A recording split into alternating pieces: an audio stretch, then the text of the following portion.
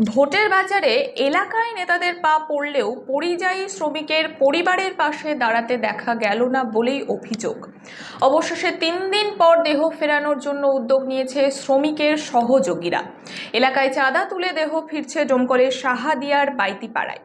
সোমবার কেরলের প্রেমবহ এলাকায় দোতলা থেকে পড়ে মৃত্যু হয় ওই শ্রমিকের। বৃহস্পতিবার কেরল থেকে দেহ নিয়ে রওনা দিয়েছে পরিবার।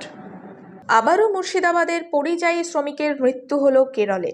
এবার দোতলার ওপরে ঢালাইয়ের কাজ করতে গিয়ে সেখান থেকে পড়ে মৃত্যু হয় হারুন রশিদ নামের বয়স 28-এর ওই যুবকের। কিন্তু টাকার অভাবে দেহ ফিরল না বলেই দাবি পরিবারের। ফলে 3 দিন ধরে দেহ পড়ে থাকলো কেরলে। অন্য যে ইয়াতে ছাদের দিকে পড়ে গেছে, যাই মাঝে টাঝে ভেঙে গেছে তাই শুনলো। এই পর্যন্তই শুনেছি যে জ্ঞান ফিরেনি, এটা আমি শুনিনি। তারপরে বলছে যে না কথা মথা বলেছে, কথা কিছুই বলেনি।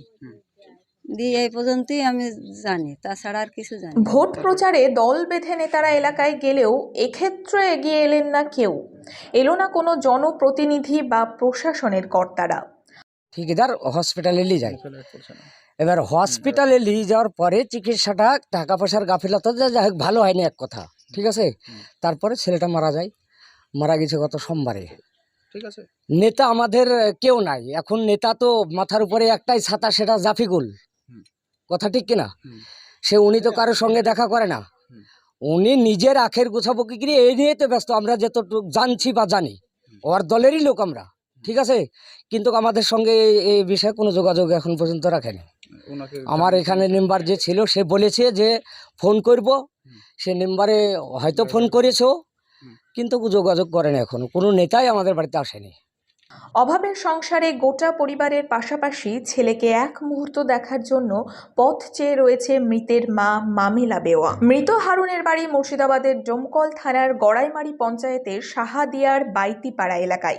গত সোমবার দুর্ঘটনাটি ঘটেছে কেরলের পেরুমবহুর এলাকায়। জানা গেছে মাস 2 আগে বাড়ি ছেড়ে কেরলে কাজে যায় হারুন। প্রতিদিনের মতোই কাজ করার সময় হঠাৎ ঘটে দুর্ঘটনা।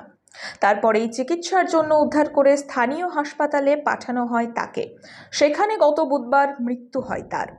এই খবর গ্রামের বাড়িতে পৌঁছতেই শোকাচ্ছন্ন হয়ে পড়ে পরিবারের সদস্যরা। পরিবার সূত্রে খবর, 12 বছর আগে বিয়ে হয় ডোমকলের গাবতলা এলাকায়।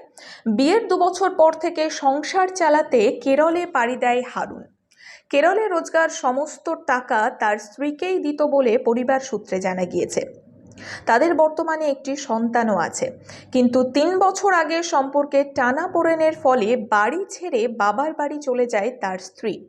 কিছুদিন আগেই তাদের বিবাহ বিচ্ছেদের নোটিশ যায় বাড়িতে। ফলে আবারও কেরলে যায়। আর সেখানে গিয়েই ঘটে এমন ঘটনা।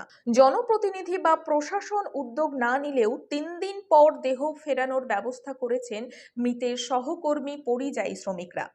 কিন্তু স্থানীয়রা প্রশ্ন তুলেছেন, জনপ্রতিনিধিরা কোথায়? নেতাদের দেখা নেই বলেই ক্ষোভ প্রকাশ করেছেন তারা।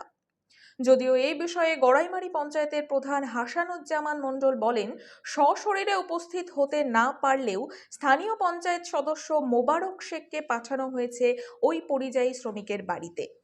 যদিও হারুনের পরিবার থেকে প্রতিবেশীদের দাবি, আদতে সেসব কিছুই হয়নি। তবুও পরিবারের পাশে দাঁড়াতে সরকারি সাহায্যের আবেদন জানিয়েছেন স্থানীয় বাসিন্দা থেকে পরিবারের সদস্যরা।